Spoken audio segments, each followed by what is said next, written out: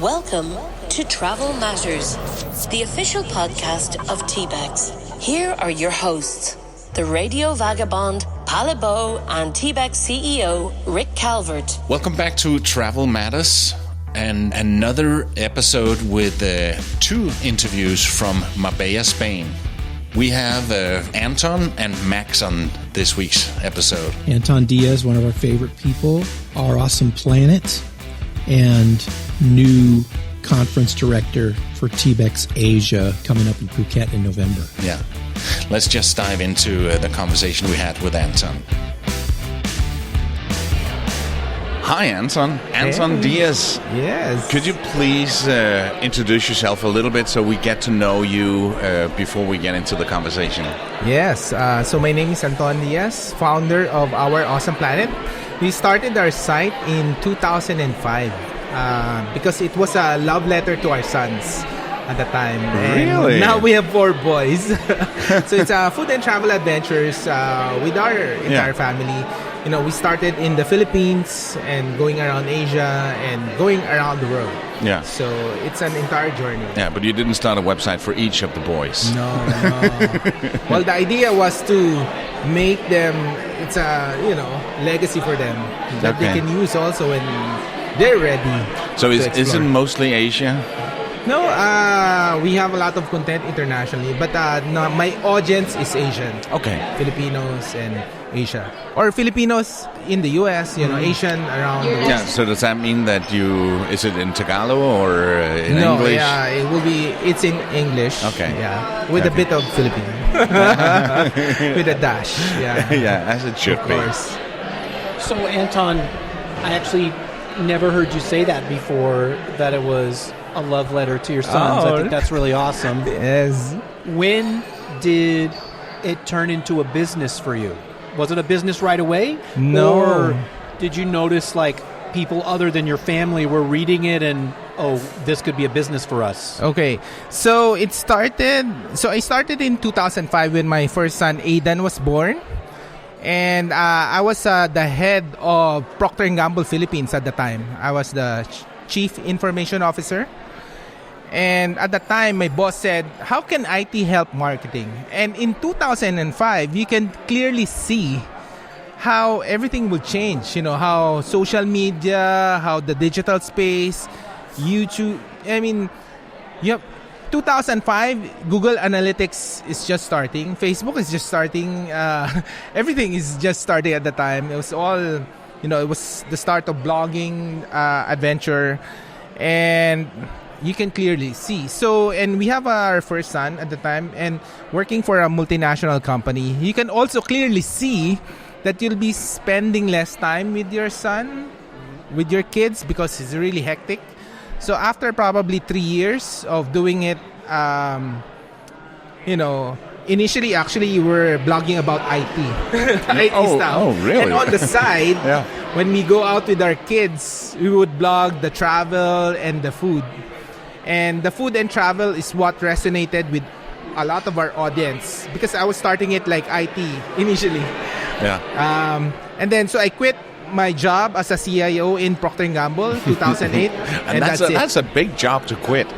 Yeah, but and I was trained to look at trends really, since that time because that's the only way you can. So you were a geek before you got into this. We're still a geek. Well, I know you are. We don't write about it. Well, I know you are. That's why. Well, now it makes sense why you always are talking about bleeding edge things. Yes. Again, I just thought you were a travel blogger who, worked harder than other travel bloggers. You actually were trained to understand this data that you're always presenting at TBEX. Data. So with that business background, I guess that you are successful in monetizing your blog? Yeah, but the game keeps on changing. If we would have just stopped, that's why we keep 2015. Coming. You know what, Anton? That's why we keep coming to these things because things keep changing. Yeah.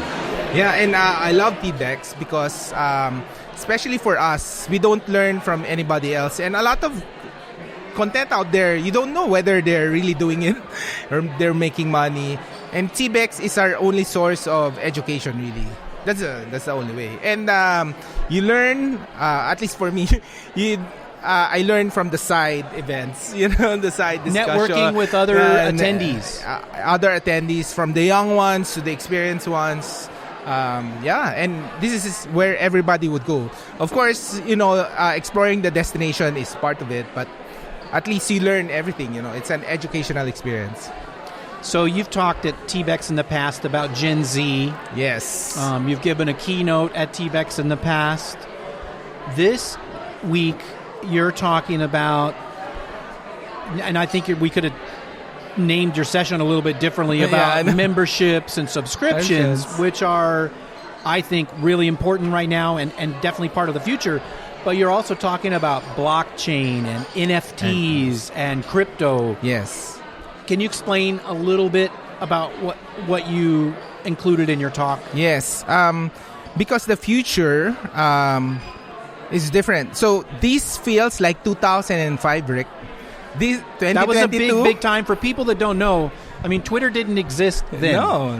Snapchat didn't exist. Of course, TikTok didn't exist. MySpace Google was Analytics still pretty big. Not invented. YouTube was just invented. Okay, that's a pretty big explosion of technological change. Yes. So that's a big statement that you're making. Yes. 2022 is 2005. And that's exciting. At the same time, that's maybe crazy for a lot of people. There's a lot of disruption. Yeah. A lot of disruption in the industry. And Facebook was smart to change from Facebook to Meta, instantly like that. And we learned it before Facebook turned it to Meta. 3 years before the pandemic, we were learning this space already. And then, Facebook just said, hey, let's capture the entire thing. Meta also said in their shareholders meeting, it will take them 10 years to transform everything, but they're starting, So, what is the metaverse? So, the Web3 or the metaverse essentially would have a few components. The first one is you own direct relationship with your customers, with your community. It's not about renting space on different platforms and other platforms owning your content. Remember, if you post in Instagram, you don't own the content. It's Facebook it's Meta who owns the content.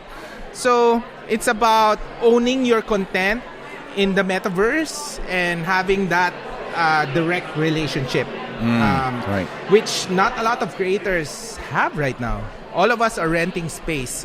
Of course, right now, the only proven thing that you own is your website and your email address. Yeah. And I heard that somewhere else. before. It's been said over and over and over again. Yeah, but the metaverse will give you the opportunity to mint your content into a non-fungible token. And you will own, every time somebody uses it, you'll be able to use it. When the NFTs are used for games, like, for example, the most popular is Axis. The Axis, the NFT Axis, can make a baby Axie. That's how powerful that programming inside the NFTs. NFTs can be used for, in travel particularly, there are two applications. One, some of the establishment is using it for loyalty as the badge. In travel, maybe a passport, in the transportation. But what's exciting for me is making it a symbol for the community, being part. So, would be interesting for example, TBEX, to have an NFT for the community. So, a lot of the travel community right now, you have the Tiger Club or you have the Bored Ape Club, and you have the World of Women NFTs. The idea is different from I'm giving you money. The idea is I'm investing on TBEX. I'm part of TBEX. So if the value of NFT is 0.001, if you grow the TBEX brand, that value would, just imagine the value, And so there's really a lot of value for people going in on the first year, the original series on NFTs. But of course, It would be interesting how TBEX would do it. It should be a You're world gonna of help travelers. us. Yeah. Well, we talked about it. World of travelers. How would that look like? Before we started the podcast, we are going to develop an NFT with Anton's help. Yes. And for people to be a member of the TBEX community. Yes. Yeah. So we'll see how it goes. We'll be a guinea pig for you, Anton. To prove how this works. Yeah. So one is the direct relationship. Second is the non-fungible, you own it. And the third one is the blockchain, meaning it's decentralized. We can make transaction directly without going to the banks, etc. And that's being enabled by Bitcoin and Ethereum. And of course, there are a lot of other, coins out there. There's even a talk right now of creating your own coin, like TBEX coin. But, I think we still need, the industry will still go with the biggest stable coins, Bitcoin and Ethereum. I was just explaining to somebody that Bitcoin and Ethereum, you might compare them to the euro and the dollar. Yes. And I think everything else is much more speculative. There's even speculation with those two. Yeah. But they're much, much, much more stable than any other coin.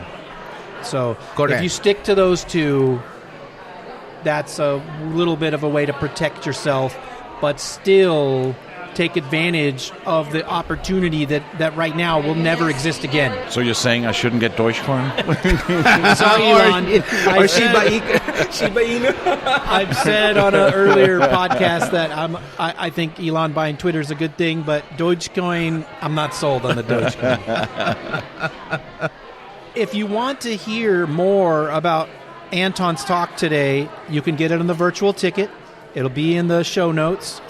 And all of the other sessions here, if you just missed a session or if you missed this TBEX, you want to get the virtual ticket and you'll be getting lots of great valuable content like Anton talked about today. I missed your talk because I had to be in another room, but I'm definitely going to go and check out your talk, which was called Monetizing Content Through Subscription and Memberships. So I'm gonna go watch you on the flat screen.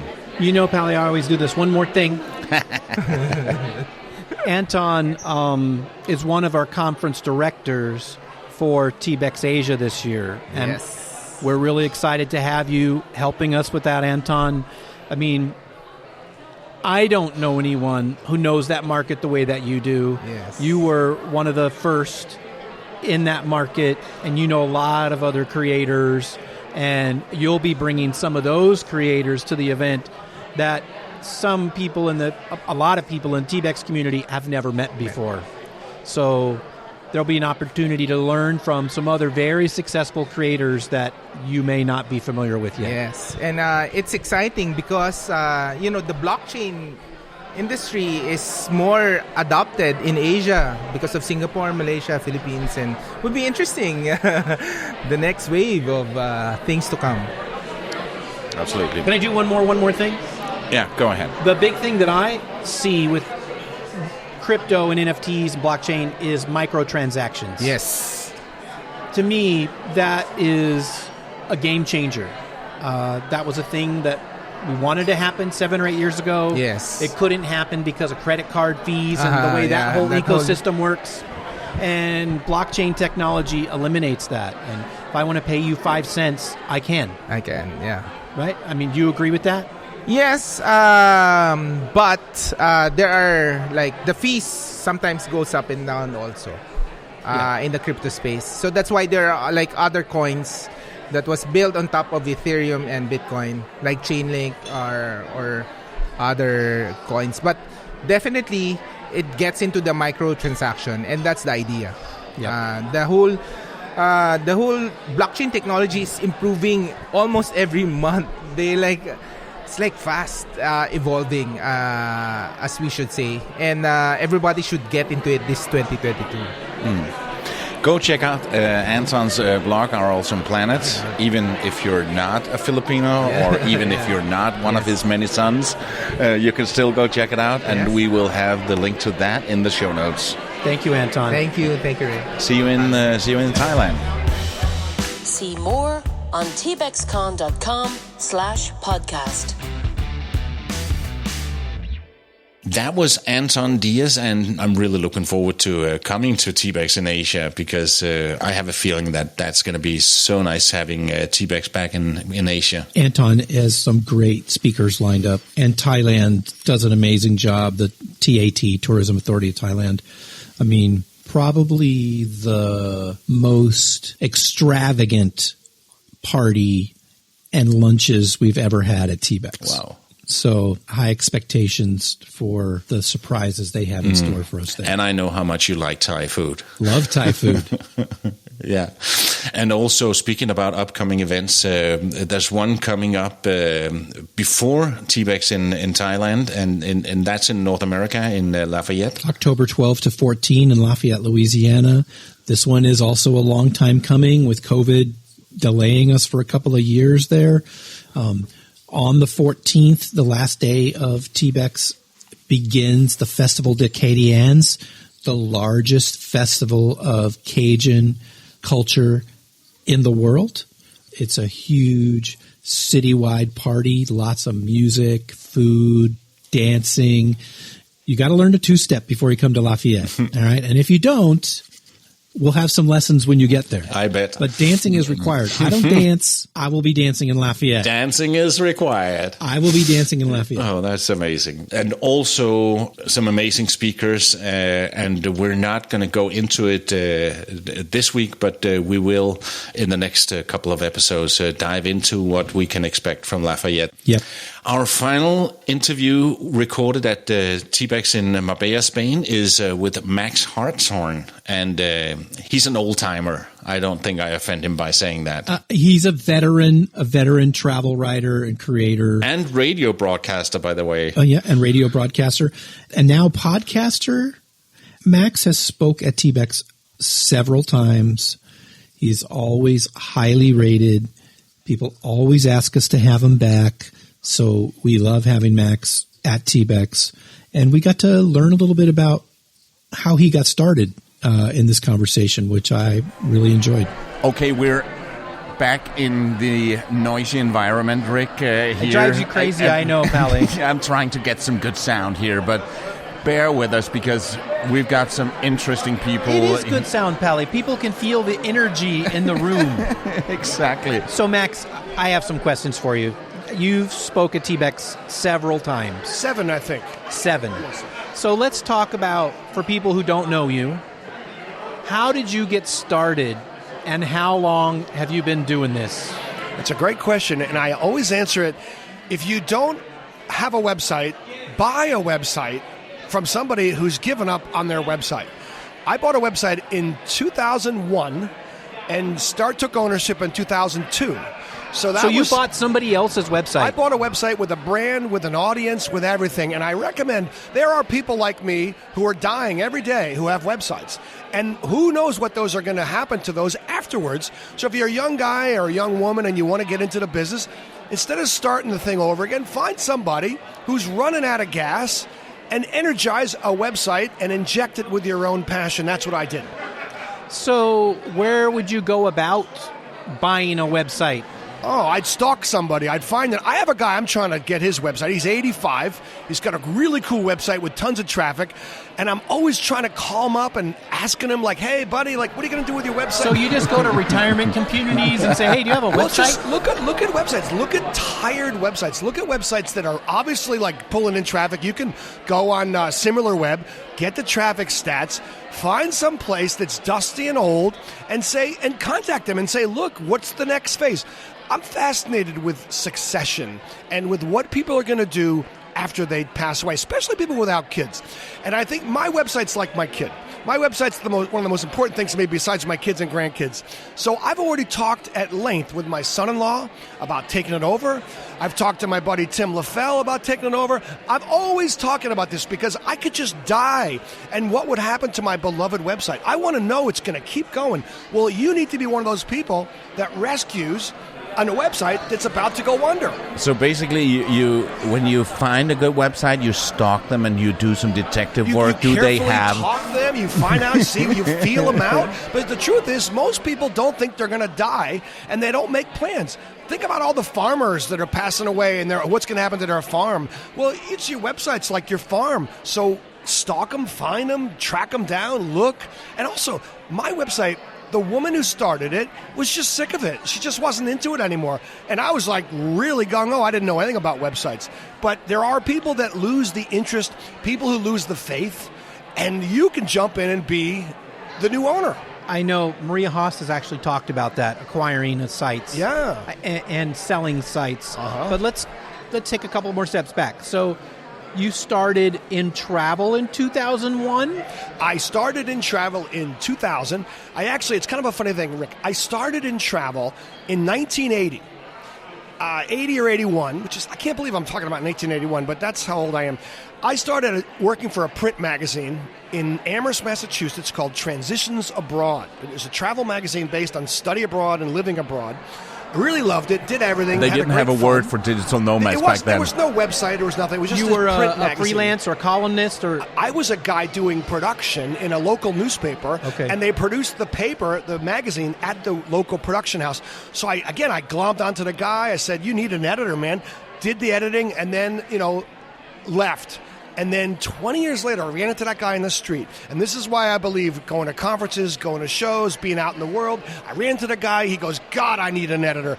I said, I'd love to be your editor. 20 years, you know me. 20 years later, I became his editor. And then 2 years later, I hated being his editor because he was a control freak. And I said, I want to buy. And then GoNOMAD came to the magazine and said, hey, do you want to acquire us? This woman was getting sick of it. I said, skip that guy.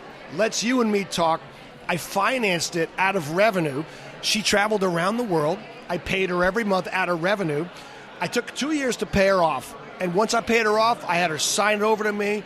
And then 2 years later, it was my full-time job. You mentioned GoNOMAD. Please tell us a little bit about what GoNOMAD is. GoNOMAD is a travel site, been around since 2000. We focus on unusual. We focus on, hopefully, destinations that aren't as well known, unsung destinations. We try to zig when others zag. We don't cover a lot of stuff. Like, we're not that interested in the Bahamas. We're not interested in all-inclusives. We're not interested in cruise ships with 8,000 people on them. We avoid 80% of what people think of as travel.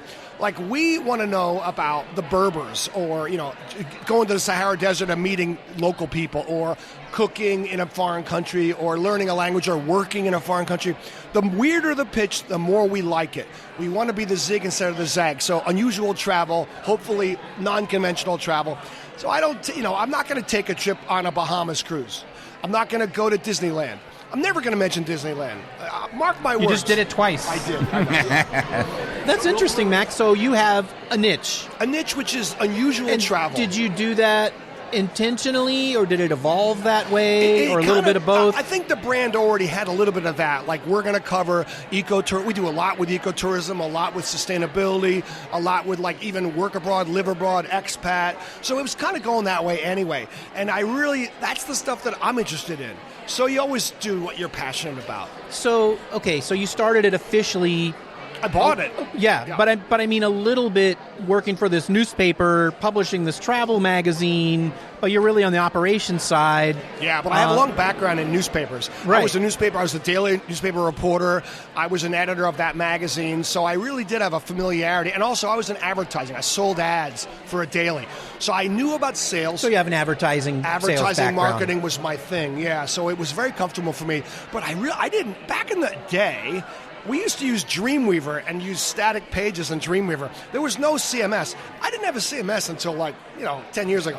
So CMS being WordPress, movable type, typepad. Exactly. I was putting Blogger. it in. I was coding it. Yeah. So it was a whole different thing. But now, it's so great that you can reskin your site. You can have so many great things. And I love being on the same platform as everybody else.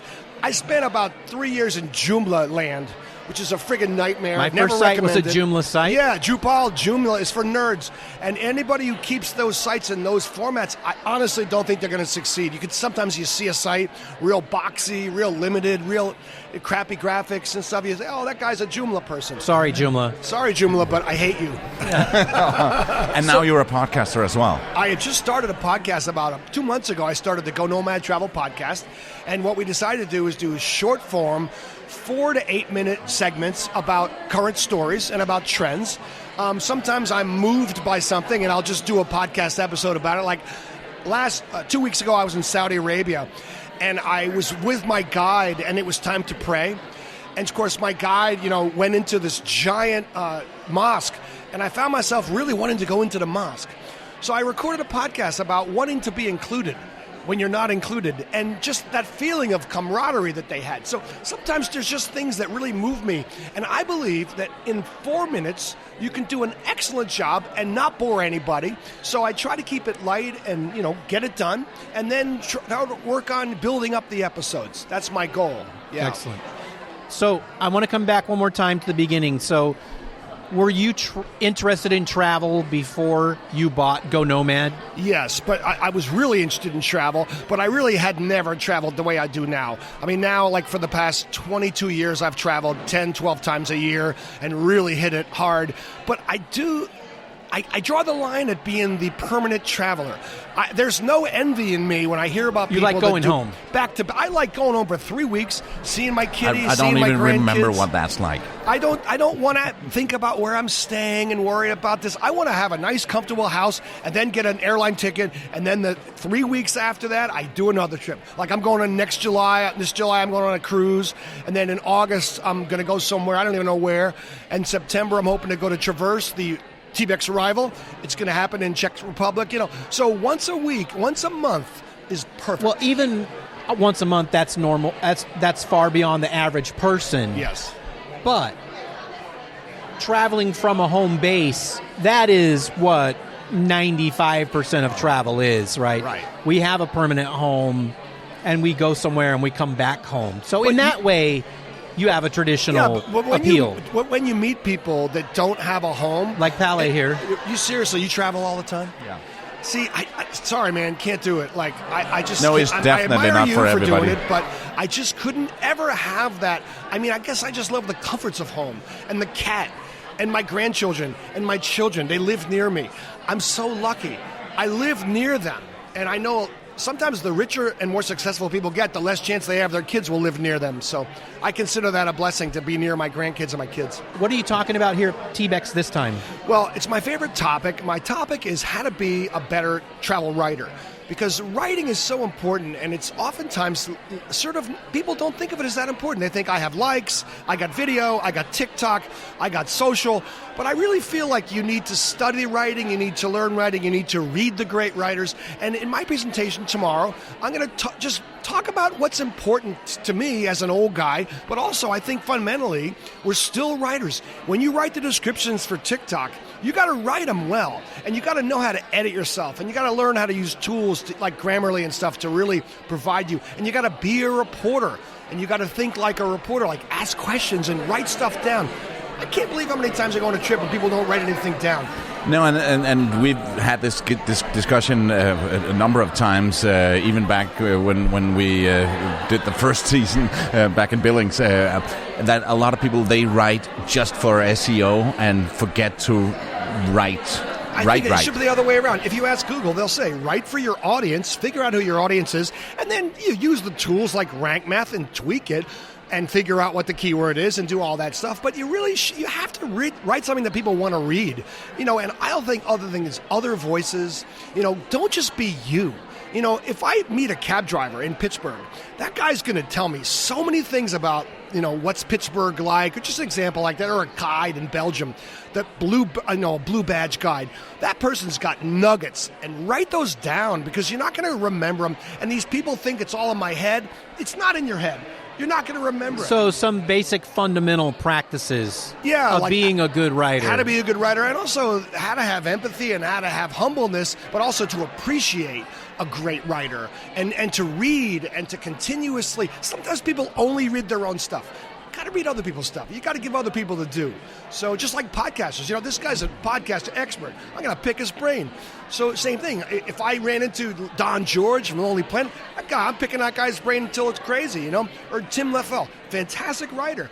Pick his brain, see what he does, try to do what he does, and be humble and be curious. And don't act like you know it all because you got a lot of followers or because you're making a lot of money on your Instagram. I think being curious is one of the number one things. Exactly. Definitely for entrepreneurs. Somebody said a long time ago that I've always taken to heart is being an entrepreneur is a commitment to lifelong learning. Yeah. There's new things happening every single day. And there's nothing more frustrating than running into somebody who is not interested in you. Yeah. Who is completely absorbed in their own thing. And we all so know enough about people you, like Max. this. Let's go back to me. The other question I was going to ask you is, you're talking about how important writing is, but you came to this game with this operations, marketing, advertising chops. Were you a good writer when you started, or do you look back and say, "Oh, I sucked then, and I'm so much better now"? I always feel like I get the gist of what it is. I always feel like I answer the question, "What's it like there?" I understand the importance of a lead. I understand how to start. I understand how to keep people's attention. I'm pretty happy with the stuff I've written. I really don't have anything I'm just sort of the same. I've gotten better at writing and faster at writing and more efficient at writing. But some of the tools help, like Google Docs alone. Like Google Docs makes it so easy, and dictation is really useful too, and Grammarly is really useful. Would you say you use any formulas in your writing, or you're either pro or anti? Any kind of formulaic style? It will be relieved in the session tomorrow. I guess I'll have to answer that question tomorrow. Yeah. But there's a lot of fun things you can do. Like I love foreshadowing when you drop something in the beginning and then you circle back to it at the end. And I love it when you put other voices in. I love it when you use short words like see. I found the answer. I love it when you use conversational terms, and I love it when it's musical. Like that's what I'm talking about too. Like there's a certain rhythm of, like the great quote is like John F. Kennedy. Ask not what you can do for your country, ask what your country can do. The way that came out was so rhythmically perfect. It had the perfect iambic pentameter, and so there is a sound of your writing. And if you read your writing back and it sounds really good, it's probably going to be a good piece. Yeah. So there are techniques definitely that anybody can use. Yeah. It's just like when we talked to Jules about photography, right? When she told us to have action approaching your object in your video, like putting a hand on your object, just don't, or bringing your object into the frame. Don't have it there in the beginning. Don't just film a Coke bottle, a Coke can. Film you opening or taking it out of the frame. I was told by a video friend, she said, don't move your camera, film something that's moving. Yes. And I took a video when I was in Saudi Arabia. I love this video. It's of a truck. We're on the desert. We're in this 117-degree heat. And we're driving along, and this truck is coming up along us, and it overtakes us. And it was just so cool that I let the truck do that instead of me doing this panning. It just makes you blurry if you pan. Yeah. So that's one thing. Let the movement happen. So if you're listening to this session, or to this podcast, you either saw Max's session already, or you can go get this session in the virtual ticket on the TBEX site, where you can learn some writing techniques and help become a better writer. Well, I hope I can inspire you. My biggest bragging point is that in most of the sessions I've done, I've kept people off their phones for 50 minutes, which to me is a tremendous success. Well, the reason we keep having you back, Max, is because you get good ratings. Excellent. So, Excellent. People always say good things about your talks at TBEX. So, my pleasure to be here, Rick, and thanks so much for the opportunity. Thank you for joining us. Thank you so much, Max. That was it for this week's episode, and that was all we managed to record at TBEX Marbella, Spain. But we enjoy sitting at the table in the networking area and having these great conversations. I think that's the main reason we do this podcast, is because we like having people share their insights, and hopefully somebody likes listening as well. And get to know our speakers a little bit better, talk about important things for creators that are either happening right now or coming in the near future. So, yeah, it's a lot of fun. And with that, thank you for listening, and good to see you again, Rick. Thanks, Palle. We'll talk soon. This episode of Travel Matters was hosted by TBEX CEO Rick Calvert and Radio Vagabond Palle, and produced by radioguru.co.uk. Ta-da! All right.